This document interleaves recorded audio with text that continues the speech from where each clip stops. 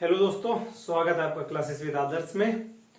आज हम लोग बात करेंगे भारतीय संविधान के निर्माण पर। अभी तक की जो क्लासेस हुई हैं उनके अंतर्गत हमने कैबिनेट मिशन योजना तक को पढ़ लिया है कि जो कैबिनेट मिशन योजना आई थी वो मुख्य रूप से 3 बिंदुओं के लिए आई थी, 3 मुद्दों पे काम करने आई थी। पहला कि अंतरिम सरकार बनवानी है, संविधान सभा का गठन करना है और संविधान निर्माण की योजना बनानी है कि भारतीयों का जो संविधान बनेगा वो किस तरीके से बनेगा। इन 3 मुद्दों को हल करने के लिए कैबिनेट मिशन प्लान जो है वो हिंदुस्तान आया था। तो अभी तक की जो क्लास हुई है उसमें हमने देखा है कि कैबिनेट मिशन के अंतर्गत जो भारतीय संविधान सभा है उसका एक खाका तैयार कर दिया गया है कि किस तरीके से भारतीय संविधान सभा गठित होगी। और उसमें से अगर हम रिकैप करें, एक मोटा मोटा रिकैप कर लें तो कुल सदस्य निर्धारित किए गए संविधान सभा के लिए वो निर्धारित किए गए 389। इन 389 सदस्यों को मुख्य रूप से 2 कैटेगरी में, बाकी 3 कैटेगरी में बांटा गया। एक तरफ 296 मेंबर कर दिए गए जो राज्यों से आने थे और 93 मेंबर्स कर दिए गए जो देसी रियासतों से आने थे।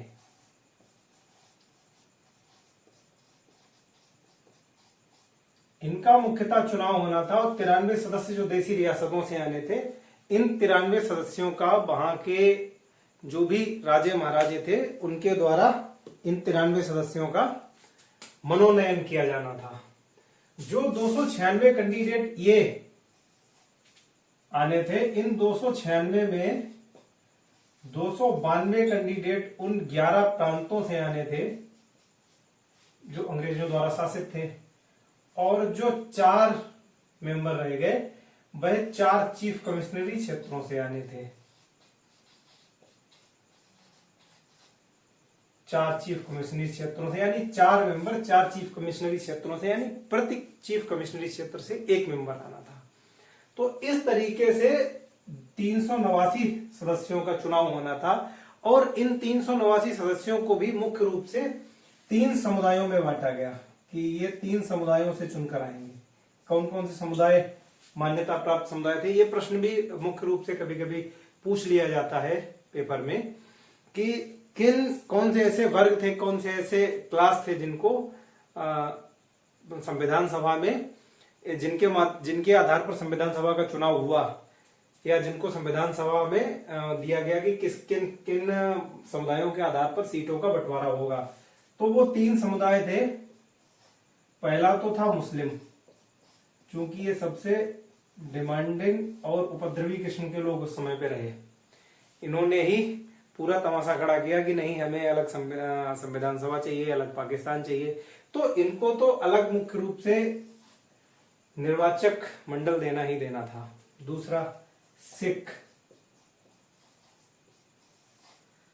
और तीसरे में अन्य सभी आ गए और वह सामान्य के लिए गए, बल्कि बाकी कैंडिडेट बचे जो भी सामान्य सीट्स घोषित कर दी गई।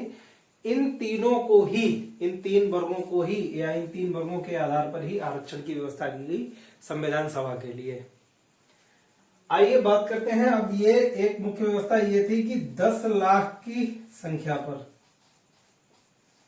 10 लाख की जनसंख्या पर एक सीट का निर्धारण किया गया, यानी एक सीट कितने लोगों का प्रतिनिधित्व कर रही थी? 10 लाख लोगों का प्रतिनिधित्व कर रहा था एक मेंबर। एक सीट चुन के जानी थी 10 लाख की जनसंख्या पर।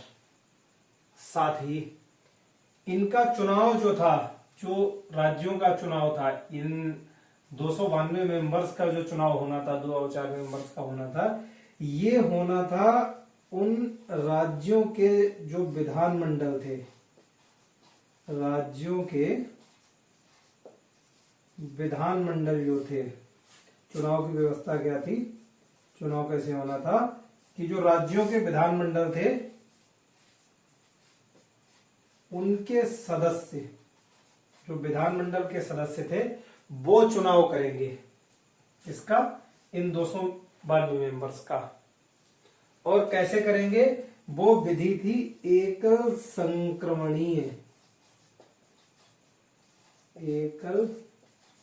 संक्रमणीय मतदान की जो पद्धति थी।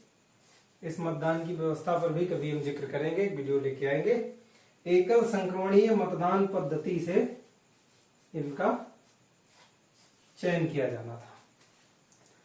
तो इन सब व्यवस्थाओं को दृष्टिगत रखते हुए जो भी व्यवस्था निर्धारित की गई, उसके माध्यम से संविधान सभा के लिए मेंबर्स का चुनाव हुआ और ये निर्वाचन की व्यवस्था संपन्न हो गई लगभग जून जुलाई 1946 के लगभग। जून या जुलाई 1946 में संविधान सभा का निर्वाचन हो गया। संविधान सभा का जो निर्वाचन हो गया, वो निर्वाचन कब संपन्न हो गया? जून या जुलाई 1946 में। जून जुलाई 1946 में संविधान सभा का निर्वाचन की जो व्यवस्था थी वो कंप्लीट हो गई और सारे मेंबर्स चयनित होकर आ गए। 389 मेंबर्स में से जो देसी रियासतों के 93 मेंबर्स थे, 93 सदस्य थे, इन सदस्यों का चुनाव नहीं हो सका।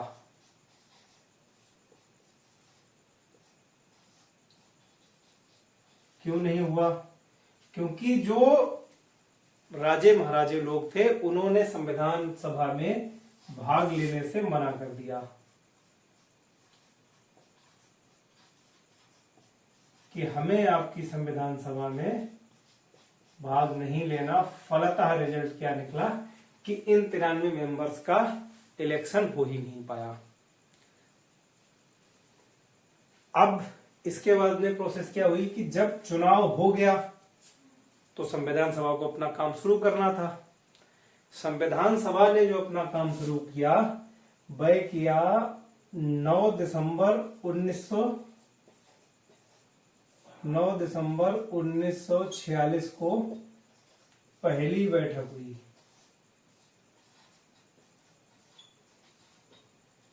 किसकी बैठक हुई? संविधान सभा की पहली बैठक हुई।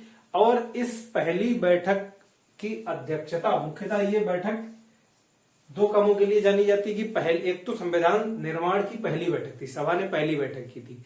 तो सीधे सीधे प्रश्न पूछ लिया जाता कि संविधान सभा ने अपनी पहली बैठक कब की? तो आप एग्जैक्ट डेट बता सकते हैं, 9 दिसंबर 1946। साथ ही इस दिन सबसे महत्वपूर्ण काम क्या हुआ कि इस दिन सच्चिदानंद सिन्हा जाने माने वकील थे, इनको उस सभा का सभापति चुना गया। संविधान सभा का सभापति या अध्यक्ष चुना गया। और कैसा चुना गया? अस्थाई अध्यक्ष, यानी कि उसी दिन के लिए 9 दिसंबर 1946 के लिए ही अस्थाई अध्यक्ष चुना गया। किस बेस पर चुना गया कि ये उम्र दराज व्यक्ति थे, उस सभा में सबसे उम्र दराज वरिष्ठ व्यक्ति थे और वरिष्ठता के आधार पर इन्हें उस सभा की अध्यक्षता दे दी गई। और ये प्रोसेस मुख्यतः फ्रांस में फॉलो की जाती है। फ्रांस में ये व्यवस्था रहती है कि अगर कोई सभा आयोजित की जा रही है, उसमें सभापति नहीं है, तो उस सभा में जो सबसे वरिष्ठ व्यक्ति होगा उसको उसका सभापति बना दिया जाएगा। तो ये फ्रांस की व्यवस्था के अनुसार ऐसा किया गया। दूसरी बैठक हुई 11 दिसंबर 1946 को। और 11 दिसंबर 1946 को मुख्य रूप से दो काम हुए। पहला काम हुआ कि स्थायी अध्यक्ष चुन लिया गया इस सभा का। और स्थायी अध्यक्ष कौन बना? डॉक्टर राजेंद्र प्रसाद। संविधान सभा की सहमति से डॉक्टर राजेंद्र प्रसाद को स्थायी अध्यक्ष चुना गया। साथ ही दो उपाध्यक्ष चुने गए। बहुत कम पुस्तकों में और बहुत कम वीडियोस में ये जानकारी दी जाती है कि 2 उपाध्यक्ष भी चुने गए। कौन कौन चुने गए? H.C. मुखर्जी, H.C. मुखर्जी पहले उपाध्यक्ष, और दूसरे उपाध्यक्ष चुने गए V.T. कृष्णमाचारी।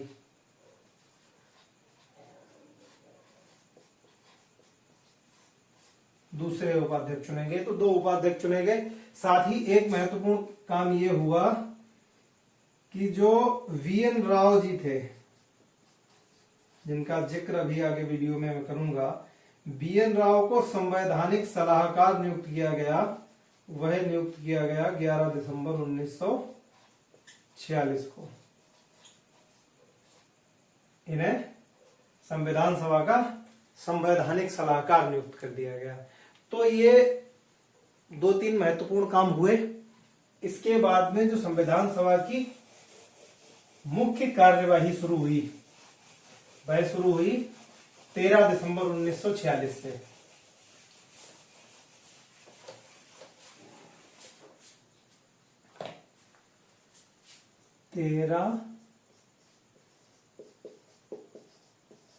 दिसंबर 1946।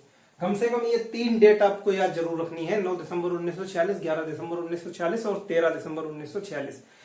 9 दिसंबर को क्या हुआ, 11 दिसंबर को क्या हुआ और 13 दिसंबर को क्या हुआ, ये घटनाक्रम भी आपको याद रखना है, क्योंकि परीक्षा में सीधे सीधे प्रश्न इन घटनाक्रमों से पूछ लिए जाते हैं।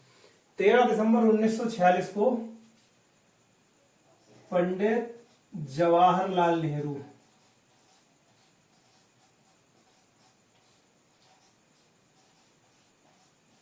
इन्होंने क्या किया, इन्होंने उद्देश्य प्रस्ताव पेश किया।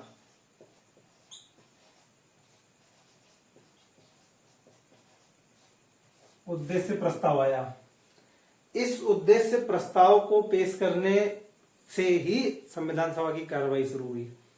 उद्देश्य प्रस्ताव में कुछ एक मांगे थी, कुछ एक सुझाव दिए गए कि इन बेसिस पे हम संविधान का निर्माण करेंगे। तो क्या थे? पहला, भारतीय संघ की बात की गई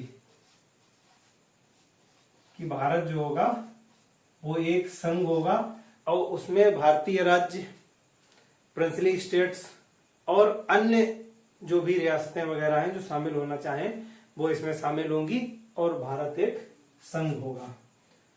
दूसरा, इसने भारत को संप्रभुता संपन्न घोषित किया कि भारत अपने आंतरिक और बाह्य मामलों में हर प्रकार से स्वतंत्र होगा। अल्पसंख्यकों,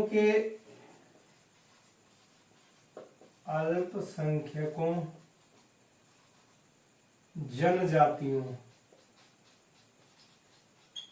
और अनुसूचित जातियों, इनके लिए इनके रक्षा की व्यवस्था की मांग की, अधिकारों की मांग की,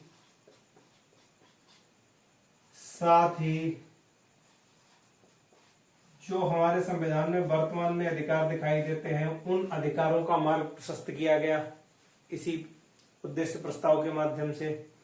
तो हम ऐसे उद्देश्य प्रस्ताव को प्रस्तुत किया गया 13 दिसंबर 1946 को, और यह प्रस्ताव जो स्वीकृत हुआ वह हुआ 22 जनवरी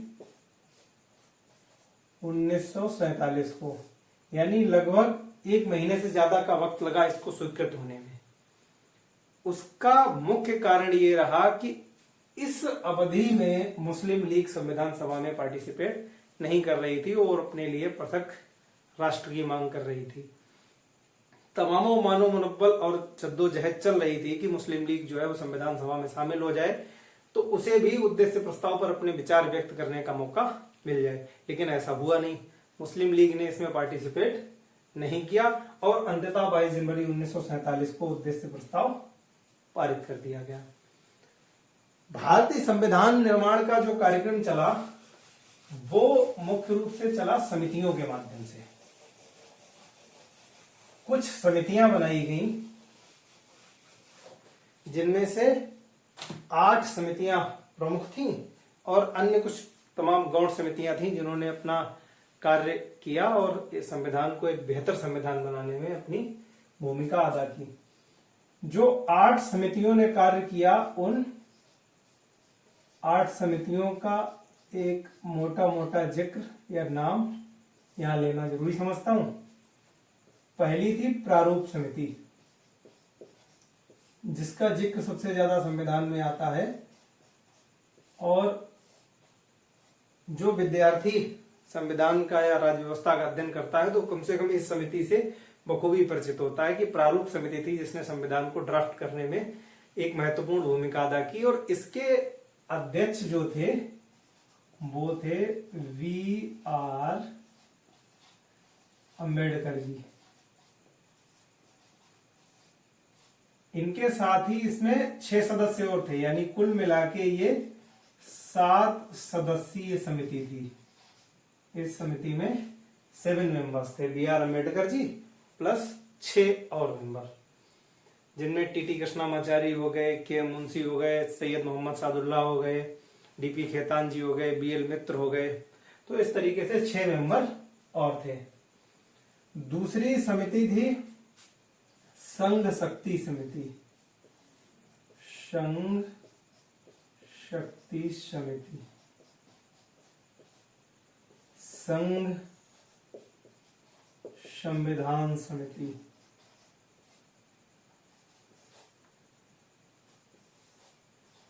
प्रांतीय संविधान समिति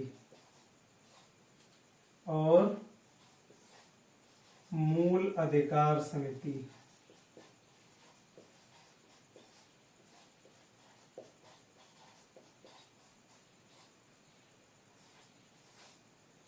नियम एवं प्रक्रिया समिति,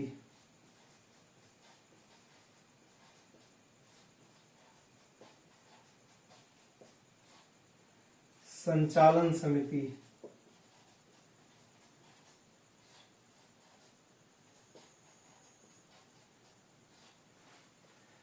तो ये कुछ एक समितियां थी जो मुख्य रूप से काम कर रही थी। संघ शक्ति समिति और संघ संविधान समिति की अध्यक्षता जो है वो JL नेहरू, जवाहरलाल नेहरू जी कर रहे थे। प्रांतीय संविधान समिति और मूल अधिकार समिति की अध्यक्षता सरदार पटेल जी कर रहे थे।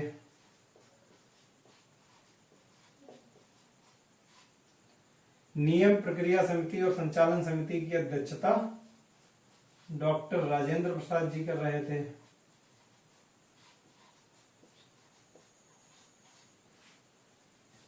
साथ ही जो मूल अधिकार समिति थी, इसकी 5 उप समितियां भी थी।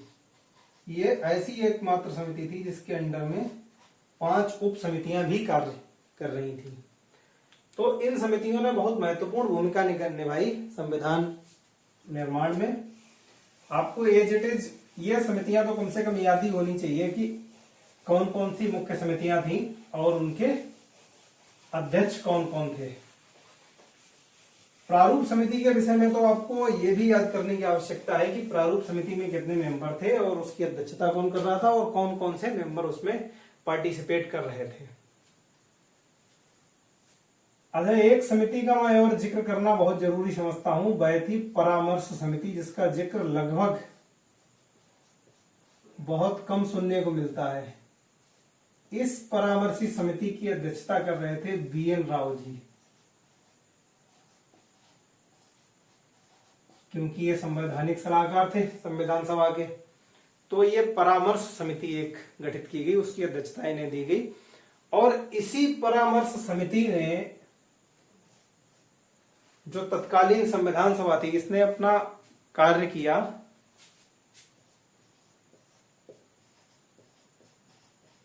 फरवरी 1948। इसने जो कार्य किया उसमें विधानसभाओं के मेंबर्स को, जो उस समय विधानमंडल थे, उनके सदस्यों को और संविधान सभा के सदस्यों को प्रश्नों की एक सूची भेजी।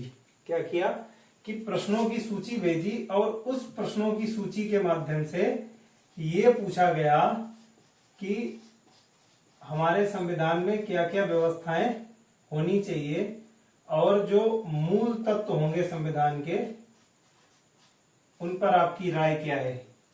तो इस तरीके से जो जवाब मिले उन जवाबों को लेकर BN राव जी की कमेटी ने एक ड्राफ्ट बनाया और उस ड्राफ्ट को हैंड ओवर किया।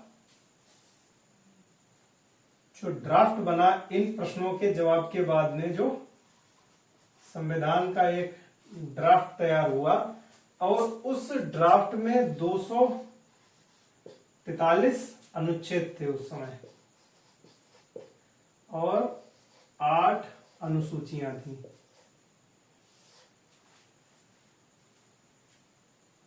ये ड्राफ्ट बनके 13 अनुसूचियां थी। ये ड्राफ्ट बनके तैयार हुआ संविधान सभा में और इस ड्राफ्ट को हैंड ओवर किया गया BR अम्बेडकर जी जिस समिति की अध्यक्षता कर रहे थे, ड्राफ्ट कमेटी।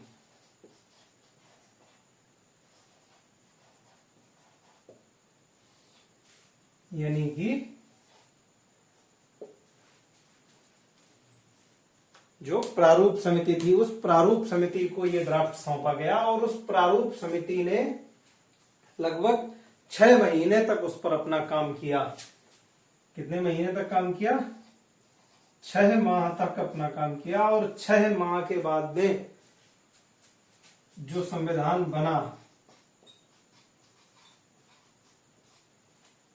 उस संविधान के ड्राफ्ट में 315 अनुच्छेद थे। यानी कि संविधान का दायरा थोड़ा बड़ा हुआ BN राव जी के संविधान की अपेक्षा। 315 अनुच्छेद का ड्राफ्ट तैयार किया BR अम्बेडकर जी ने और उस ड्राफ्ट को कहां रखा गया? उस ड्राफ्ट को रखा गया संविधान सभा में।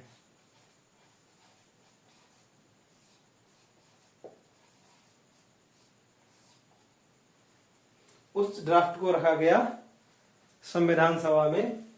संविधान सभा में इस ड्राफ्ट पर, जिसमें 315 अनुच्छेद थे, इस पे बाकायदा बहस हुई, डिस्कशन हुआ, तमाम संशोधन सुझाए गए और उन संशोधनों को, उन सुझावों को लेकर BR अम्बेडकर जी की जो ड्राफ्टिंग कमेटी थी, जो प्रारूप समिति थी, उसने पुनः काम किया। इस प्रारूप समिति ने पुनः काम किया और उस पुनः काम किया कब तक किया? फरवरी 1948 से, फरवरी 1948 से अक्टूबर 1948 तक।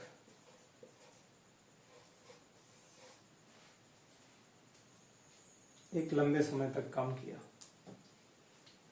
जब ये, इसके बाद में जब ये संविधान बनकर तैयार हुआ तो उस संविधान की, उस ड्राफ्ट की एक एक प्रति प्रत्येक मेंबर को दी गई। जो भी संविधान सभा के सदस्य थे उनको एक एक प्रति हैंडओवर की गई और उन प्रतियों पर ही 3 वाचन आयोजित किए गए। 3 वाचन आयोजित हुए। कब से कब तक वाचन आयोजित हुए? पहला वाचन आयोजित हुआ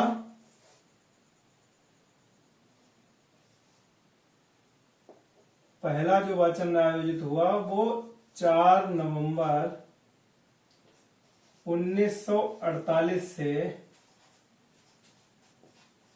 9 नवंबर 1948 तक पहला वाचन चला।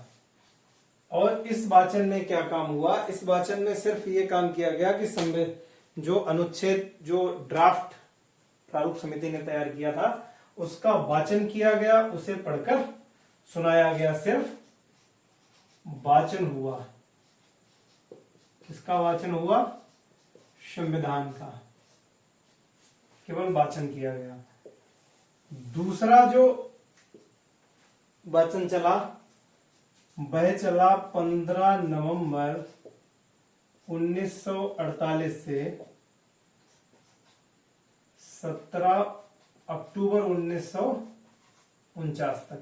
यानी तकरीबन 1 वर्ष तक ये वाचन चला। और सेकंड वाचन में तमाम जो ड्राफ्ट बनकर तैयार हुआ था उसमें जो भी अनुच्छेद थे, प्रत्येक अनुच्छेद पर बहस हुई, सुझाव आए, संशोधन प्रस्तावित किए गए। तकरीबन 7600 संशोधन प्रस्तावित किए गए और जिनमें से लगभग 2300 के समथिंग 2300 संशोधन लगभग पारित हुए, ये स्वीकार किए गए जो संशोधन जिन पे बात हुई, बहस हुई और उन संशोधनों को पारित किया गया। एक रोचक बात यह है कि इस पूरे कार्यकाल में किसी भी प्रावधान पर वोटिंग की नौबत नहीं आई। जो भी प्रावधान स्वीकृत हुए, संशोधन स्वीकृत हुए, वह सर्वसम्मति से पास किए गए। यानी पूरी संविधान सभा, प्रत्येक दल उस पर अपनी सहमति व्यक्त करता था। किस प्रकार से उनको समझाया जाता था, मनाया जाता था या सहमत किया जाता था, वो चर्चा का विषय रहा होगा, लेकिन कुल मिलाकर सर्वसम्मति देखने को मिलती है हमारे संविधान सभा के सदस्यों के मध्य में। तीसरा वाचन जो आयोजित हुआ, वह वाचन आयोजित हुआ 14 नवंबर से 26 नवंबर 1949 तक। और ये तीसरा और फाइनल वाचन था। इसमें ही डॉक्टर V.R. अम्बेडकर जी ने, जो doctor Ambedkar ji drafting committee के हेड थे, इन्होंने संविधान पास करने का संकल्प रखा संविधान सभा के सामने कि तमाम जद्दोजहद के बाद जो संविधान बना है, अब उस पे अपने वोट्स करके संविधान को पास कर दीजिए। तो संविधान पास करने का संकल्प रखा डॉक्टर B.R. अम्बेडकर जी ने, जिसमें 299 कैंडिडेट टोटल रह गए थे संविधान सभा में। क्योंकि विभाजन के बाद में बहुत सारे कैंडिडेट थे, पाकिस्तान में चले गए थे, इसलिए हमारे यहाँ संख्या 389 से घटकर 299 रह गई थी। और 99 कैंडिडेट्स रह गए थे संविधान सभा में। उन 299 कैंडिडेट्स में से उस दिन 284 कैंडिडेट्स उपस्थित थे। उन 284 कैंडिडेट्स में 8 महिलाएं भी थी। और इन्हीं लोगों ने, इन 284 मेंबर्स ने ही हस्ताक्षर किए हमारे संविधान की प्रति पर। जो संविधान हमारे लिए पास किया गया उसमें 284 मेंबर्स ने उस दिन साइन किए।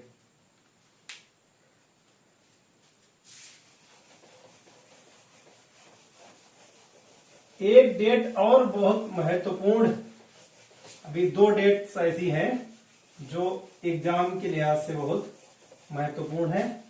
तो वो पहली डेट है 26 नवंबर 1949।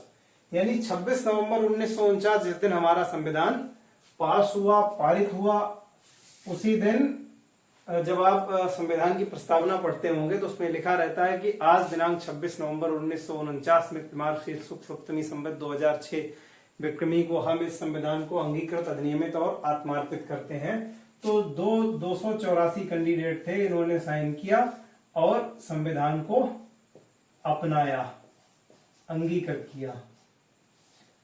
साथ ही 26 नवंबर 1949 से ही हमारा संविधान आंशिक रूप से लागू हुआ।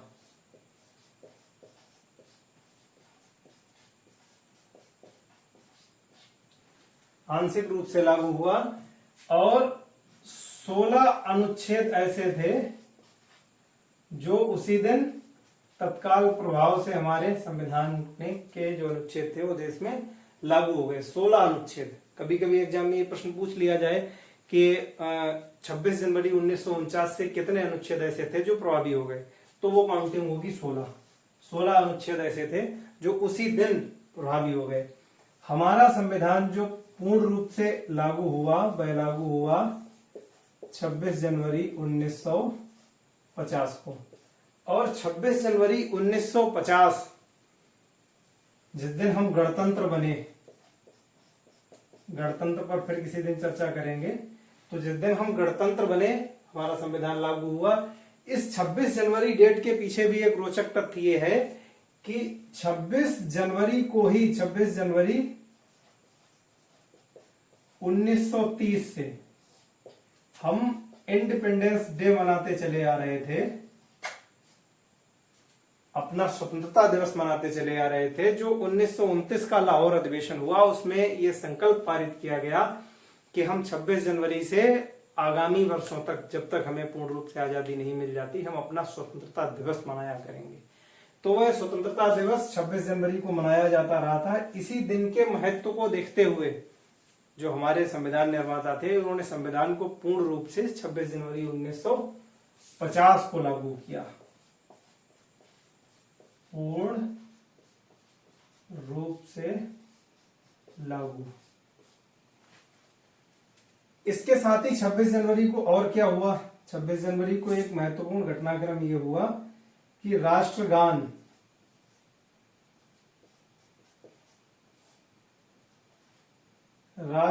को अपनाया गया। कब अपनाया गया? 24 जनवरी 1950। हमारी जो संविधान सभा की अंतिम बैठक, अंतिम बार जब सब लोग इकट्ठे हुए संविधान सभा के मेंबर्स, तो वह डेट थी 24 जनवरी 1950। 24 जनवरी 1950 को ही राष्ट्रगान को अपनाया गया। इसी 24 जनवरी 1950 को राष्ट्रीय गीत अपनाया गया। किसने अपनाया? इसी संविधान सभा ने अपनाया। इसी संविधान सभा ने स्वीकार किया कि हमारा राष्ट्रीय गीत रहेगा, ये हमारा राष्ट्रगान रहेगा। साथ ही इसी दिन डॉक्टर राजेंद्र प्रसाद को, जो डॉक्टर राजेंद्र प्रसाद जी थे, इनको राष्ट्रपति निर्वाचित किया गया। इनको राष्ट्रपति बनाया। किसने बनाया? इसी संविधान सभा ने। इसी संविधान सभा ने स्वीकार किया कि आज के बाद में डॉक्टर राजेंद्र प्रसाद जी होंगे, वो हमारे राष्ट्रपति होंगे। तो ये 3 महत्वपूर्ण काम हुए 24 जनवरी 1950 को, जिस दिन हमारे संविधान सभा के मेंबर अंतिम रूप से एकत्रित हुए। साथ ही इसी दिन एक फैसला यह लिया गया कि जब तक नवीन चुनाव नहीं हो जाते, निर्वाचन नहीं हो जाता, चुनाव नहीं हो जाता, तब तक के लिए ये जो संविधान सभा होगी, यही संविधान सभा संसद का काम करेगी। तब तक के लिए हमारी संविधान सभा संसद के रूप में काम करती रहेगी। इस संविधान सभा के विषय में एक रोचक तथ्य यह भी है कि हमारी संविधान सभा संविधान बनाने के साथ साथ संसद का काम करती चली आ रही थी। संविधान सभा 2 रूपों में संवेद हुआ करती थी, 2 रूपों में कार्य किया करती थी। पहला, संविधान निर्माण का काम, यानी संविधान निर्माण का काम करती थी। दूसरा जो काम करती थी वह करती थी संसद के तौर पर या विधानमंडल के तौर पर, उन कानूनों को लागू कराने के लिए भी संविधान सभा काम करती थी। जब संविधान निर्माण का कार्य होता था जिस दिन, उस दिन डॉक्टर राजेंद्र प्रसाद इस संविधान सभा की अध्यक्षता करते थे। साथ ही जिस दिन संसद के रूप में ये एकत्रित होती थी, उस दिन जी.वी. मावलंकर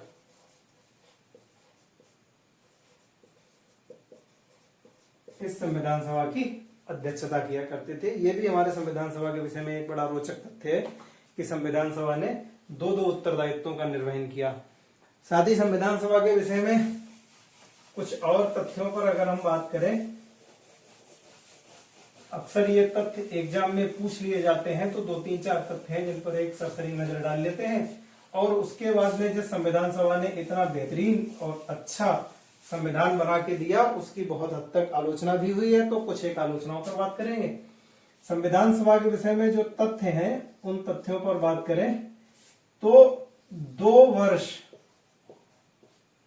11 माह और 18 दिन लगे हमारे संविधान को बनने में, संविधान निर्माण में जो समय लिया संविधान सभा ने, वो 2 वर्ष 11 माह 18 दिन का समय लगा। 64 लाख रुपए तकरीबन व्यय हुआ हमारे संविधान को बनाने में। 60 देशों के संविधान का अध्ययन किया गया।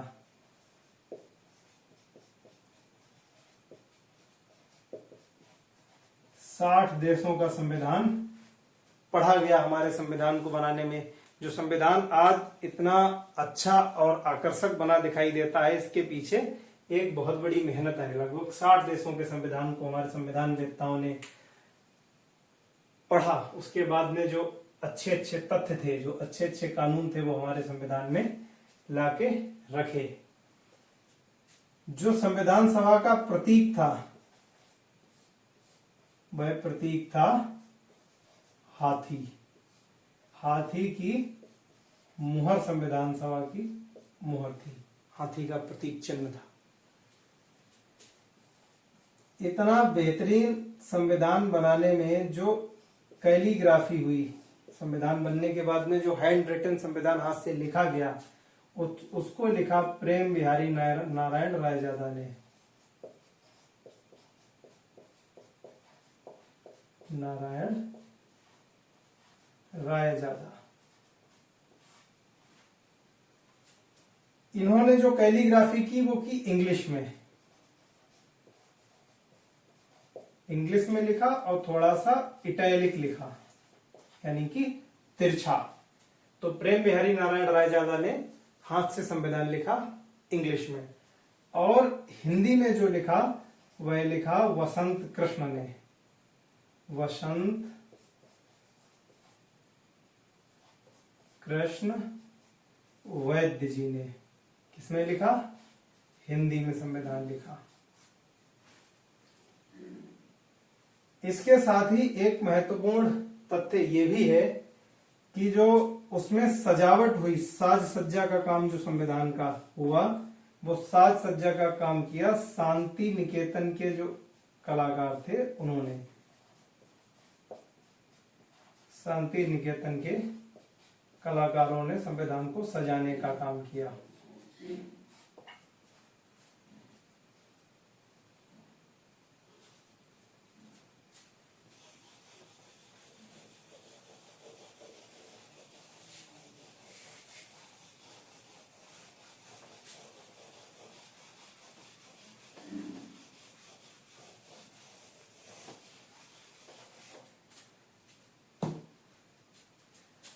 आइए सरसरी तौर पर संविधान सभा की आलोचना की बात कर लेते हैं। और इसकी आलोचना मुख्य रूप से की जाती है 2-3 बिंदुओं पर। पहला कि इसने व्यय ज्यादा किया, व्यय अधिक हुआ। यहां तक कि प्रारूप समिति के विषय में तो उसे अपवहन समिति कह दिया गया। प्रारूप समिति को क्या कह दिया गया? अपवहन समिति। कि इस समिति ने बहुत सारा पैसा खर्च किया है। अपवहन समिति। दूसरा ये कहा जाता है कि यह एक संप्रभु निकाय नहीं थी, यानी यह संविधान सभा जो थी वह ब्रिटिशर्स के आदेश के अनुसार अपना संविधान बना रही थी। अंग्रेजों से इन्हें अनुमति लेनी पड़ती थी बैठकों से पहले। तीसरा, ये सार्वभौमिक वयस्क मताधिकार के आधार पर नहीं चयनित थी, यानी इनको जो चुन के भेजा था वो विधानमंडल के सदस्यों ने भेजा था। तो सार्वभौमिक वयस्क मताधिकार का अभाव था, सार्वभौमिक वयस्क मताधिकार के आधार पर नहीं चुनी गई थी, तो इसमें सबका पार्टिसिपेशन नहीं था। तो ऐसे कई एक मुद्दे हैं जिनके आधार पर इस संविधान सभा की आलोचना भी की जाती रही है। आपको अगर ये क्लास अच्छी लगी हो, चीजें समझ में आई हो, तो आप इस सेशन को लाइक करिएगा, चैनल को सब्सक्राइब करिएगा, पढ़ते रहिए। मिलते हैं किसी अन्य क्लास में। धन्यवाद।